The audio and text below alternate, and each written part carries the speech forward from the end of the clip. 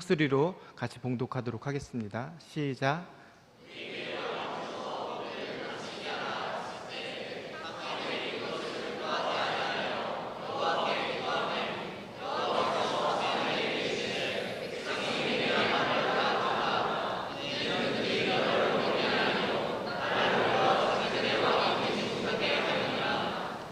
아멘. 네. 요즘 한국 축구가 위기에 빠졌습니다. 지금 월드컵을 나가야 하는데 최종 예선에서 발목이 잡혔습니다. 앞으로 있는 두 경기를 이기지 못하면 월드컵을 못 볼 수도 있습니다. 그래서 한국 축구는 계속된 부진한 성적 때문에 감독을 바꿨죠. 오늘 성경 본문의 말씀은 이스라엘이 계속된 전쟁의 패배 속에 그들이 지고 있는 전쟁의 원인을 하나님께로 돌리고 감독 대신 하나님을 바꾸려는 이스라엘 백성들의 이야기입니다. 오늘 본문을 역사적으로 이해하기 위해서 잠시 구약의 역사를 살펴보면 좋겠습니다. 이스라엘이라는 나라는 하나님이 아브라함을 선택하시면서 시작되어집니다. 하나님은 자식이 없던 아브라함에게 하늘의 별과 바다의 모래알 같은 자손을 주시겠다고 약속해 주셨습니다. 이 약속을 받을 때 아브라함의 나이가 몇인 줄 아십니까? 75세였습니다. 75세 할아버지에게 많은 자손을 주시겠다고 하나님은 약속하셨습니다. 그 이후로 아브라함은 100년을 더 살았습니다. 그래서 아브라함이 175세가 되어 죽기까지 아브라함은 총 8명의 자녀를 낳게 됩니다. 하나님의 약속은 8명의 아들 중 본처였던 사라에게서 낳은 이삭을 통해서 계속 이어져 갔습니다. 그리고 이삭은 쌍둥이 아들 에서와 야곱을 낳게 되었는데 하나님은 동생인 야곱을 선택하셔서 이스라엘의 민족이 야곱에게서부터 태동되도록 하셨습니다. 이스라엘이라는 이름은 하나님이 바꿔주신 야곱의 새 이름이었습니다. 이것이 훗날 국가명이 되어진 겁니다. 주변의 다른 국가들과 이스라엘에게는 몇 가지 다른 점이 있었습니다. 첫 번째는 이스라엘은 하나님이 선택한 민족이었습니다. 그들은 하나님께서 아브라함에게 하신 약속의 상속자이며 인류 구원을 위해 메시아가 태어날 선택받은 민족이었습니다. 지금은 어떨까요? 여전히 아브라함, 이삭, 야곱, 육신의 혈통의 계보를 잇는 이스라엘이 하나님이 선택한 국가, 약속의 상속자입니까? 그렇지 않습니다. 구약시대엔 육신의 혈통으로 이스라엘이 아브라함의 후손이었지만 예수 그리스도가 오신 이후 이 기준이 바뀌어졌습니다. 갈라디아서 3장 29절의 말씀에 보면 바울이 이렇게 이야기하고 있는데요. 우리 갈라디아서 3장 29절 말씀을 같이 한번 읽도록 하겠습니다. 시작.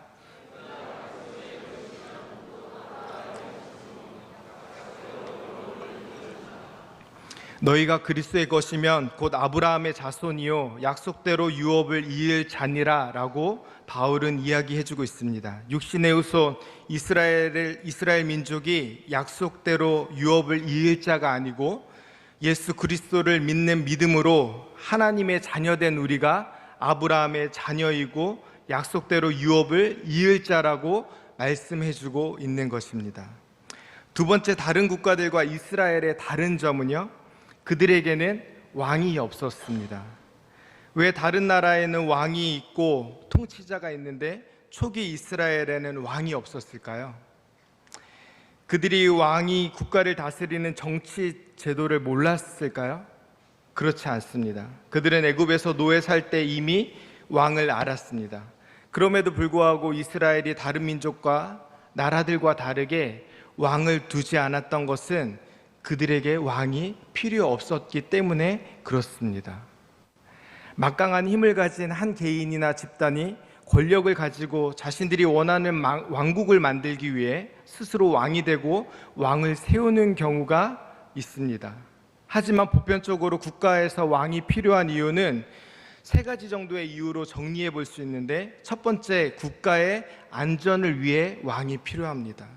국가 또는 국민의 안전을 위해 왕이 필요합니다. 왕은 군사력을 키워 주변 국가의 침입으로부터 나라를 보호하고 가정과 개인의 안전을 지켜주어야 했습니다. 두 번째, 국민이 잘 먹고 잘 살도록 하기 위해 왕이 필요했습니다. 왕은 공정한 거래가 시장에서 일어날 수 있도록 관리 감독하고 정확한 세금 정책으로 부를 적당히 분배하여 모두가 안정된 생활을 할 수 있도록 도와주어야 했습니다. 그리고 세 번째, 사회 질서가 잘 유지되게 하기 위해서 왕이 필요했습니다. 왕은 공권력을 올바르게 행사해서 사회의 질서를 유지시켜야 했습니다. 그런데 아브라함 때부터 사사시대에 이르기까지 이스라엘의 조상들은 자신들을 지키는 것은 왕이 아닌 하나님이라고 믿었기 때문에 그들에게는 왕이 필요 없었습니다. 그들은 또한 필요를 공급하는 분도 왕이 아닌 하나님이라고 믿었습니다. 사회 질서는 막강한 권력을 가진 법을 수호하는 왕이 아닌 하나님 말씀을 따르고 순종하는 것에서부터 시작된다고 이스라엘 사람들은 믿었습니다. 실제로 이스라엘은 하나님의 보호하심과 공급하심을 누리며 살았습니다. 그런데 하나님의 도우심과 보호하심, 공급하심은 하나님의 말씀에 순종하면이라는 단서가 항상 뒤따랐습니다. 율법을 지키고 하나님을 공경하고 진실한 예배를 드리면 그들은 어떤 왕도 만들어줄 수 없는 평화를 누리며 살 수 있었습니다. 하지만 하나님께 범죄하고 말씀에 순종하지 못하면 때로 벌을 받아야 했습니다. 여러분, 지금도 우리가 안전한 국가, 안정된 경제 아래 우리가 평화를 누리고 사는 것이 하나님을 잘 섬기고 하나님 말씀에 따라 순종하며 사는 것이 우리가 안정되고 안전한 나라에서 살 수 있는 유일한 길임을 여러분 믿으십니까? 구약의 이스라엘 백성들을 향해서만 그런 것이 아니라 동일하게 현대를 사는 그리스도인들도 하나님 말씀에 순종하고 하나님 앞에 예배하는 것을 인생의 최우선으로 두면 우리가 하나님이 주시는 복을 누리며 살 수 있게 되는 것입니다. 마찬가지로 우리가 하나님 말씀을 떠나 살면, 하나님께 예배하기를 게을리하면 때로는 벌을 받고 하나님의 징벌을 피할 수 없게 되는 것입니다. 대표적으로 사사시대가 이런 모습을 잘 보여주었습니다. 이스라엘이 우상을 숭배하고 하나님을 떠나 범죄하면 주변 나라들이 쳐들어와서 이스라엘을 어렵게 만들었습니다. 그들은 애써 수확한 것을 모조리 탈취해 가기도 했습니다. 하나님의 보호하심도 공급하심도 이스라엘은 끊어졌다라고 느꼈을지 모르겠습니다. 그럴 때면 말씀대로 살지 못하는 자신들을 돌아보고 하나님을 떠나 있는 자신들을 돌아보았음에도 불구하고 그들은 자신들을 침략해오는 나라들의 강력한 힘이 그들의 왕에게서부터 나온다라고 생각하기 시작했던 것 같습니다. 지금 받는 고난의 원인을 자신의 신앙 문제라고 생각하지 않고 주변의 환경 때문이라고 생각했습니다. 죄를 뉘우치고 대신에 죄를 뉘우치는 대신에 고난을 극복할 다른 대안들을 찾기 시작한 것입니다. 그래서 이스라엘은 사사시대를 지나며 자신들에게도 왕이 필요하다는 사회적 공감을 느끼기 시작했던 것 같습니다. 그래서 사사기 마지막 절에는 이렇게 고백하고 있는데요. 사사기 21장 25절 말씀입니다. 우리 한 목소리로 같이 한번 읽어보도록 하겠습니다. 시작.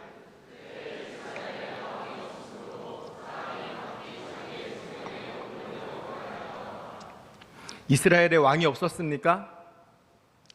이스라엘엔 왕이 있었습니다. 하나님이 그들의 왕이었습니다. 그런데 그들은 사사시대를 보내며 계속된 전쟁의 패배 속에 자신들의 왕이 없다는 것을 주목하고 다른 나라와 같이 인간 왕을 구했던 것입니다. 여러분은 자녀가 잘못하면 벌을 주십니까? 예, 대부분 부모님들이 많이 계신데요, 벌을 주실 겁니다. 저에게도 자녀가 3명 있습니다. 큰아이가 11살인데 첫째 큰아이가 잘못하면 손바닥도 때리고 종아리도 세게 때립니다. 둘째는 6살이고 여자아이인데 둘째가 잘못하면 때리기보다는 타이르고 말로 혼내는 편입니다. 요즘에 오빠처럼 말을 조금씩 안 듣기 시작하는데 최근 약하게 매를 들기 시작했습니다. 셋째는 2살인데요. 아직 천지를 분간을 못해서 뭘 잘못하고 뭘 잘하는지 알지 못하고 있는 것 같습니다. 그래서 화를 내지도 때리지도 않습니다. 대부분 타이르고 설득하려고 합니다. 이렇게 잘못하면 때로 벌을 받는 겁니다. 매를 맞을 수도 있습니다. 하지만 이것이 자녀를 포기했기 때문에 때리고 그를 버리기 위해서 벌하는 것이 아닙니다. 사랑하기 때문에 벌하고 돌아오라고 때리는 것입니다. 매를 맞았다고 자녀가 집을 나갈 수 있습니까? 벌을 받았다고 부모를 떠나버릴 수 있습니까? 그럴 수 없습니다. 그런데 이스라엘은 하나님을 버렸습니다. 하나님을 떠났습니다. 하나님의 보호하심을 못 믿겠다고 말한 겁니다. 하나님이 정말 내 필요를 공급하셨는지 모르겠다고 억지를 부리고 있는 것입니다. 죄를 고백하면 되는 것인데 그렇게 하지 않았습니다. 말씀에 순종하면 되는 것인데 그렇게 하지 않았습니다. 그리고 그들은 눈을 돌렸습니다. 위를 보며 살던 그들이 옆을 보기 시작했습니다. 하나님이 아닌 주변을 바라보았습니다. 애굽에서 종생활을 끝내고 탈출할 때에도, 홍해를 건너고 광야길을 걸을 때에도, 가나안에 들어가기 위해 전쟁을 할 때에도 하나님의 도우심과 보호하심과 공급하심을 경험했던 그들이 자신들을 쳐들어오는 나라들을 보고 그들을 이끌어주는 왕을 부러워하기 시작한 것입니다. 그들이 소유한 무기가 하나님보다 더 강하다고 생각하기 시작한 것입니다. 보이지 않는 하나님보단 보이는 왕이 훨씬 더 신뢰하다고 믿기 시작한 것입니다. 그 왕이 그 백성을 지킨다고 생각했습니다. 그들은 말씀대로 살지 않아도 왕이 있기에 자신들과 같은 어려움을 이방인들이 겪지 않는다고 여겼습니다. 이것이 이스라엘이 왕을 요구한 이유였습니다. 사랑하는 성도 여러분, 여러분은 위를 보시며 살고 계십니까? 아니면 옆을 보시며 살고 계십니까? 위를 볼 때 힘을 얻고 위로를 받으십니까? 아니면 옆을 바라볼 때 힘을 얻고 위로를 받으십니까? 여러분을 보호하시는 분은 누구십니까? 누가 여러분의 필요를 채우십니까? 여러분의 사업장의 주인이 누구십니까? 여러분의 가정의 필요를 공급하시는 분이 누구십니까? 여러분, 모든 질문에 하나님입니다라고 대답하실 수 있겠습니까? 여러분의 만족이 위로부터 오십니까? 세상으로부터 여러분의 만족을, 여러분의 위로를 찾으려고 하지 않고 계십니까? 보이지 않지만 우리를 보호하시는 분 하나님이십니다. 보이지 않지만 우리에게 필요를 공급하시는 분 하나님이십니다. 이 고백을 평생 주님 앞에 드리는 저와 여러분 되기를 간절히 축원합니다.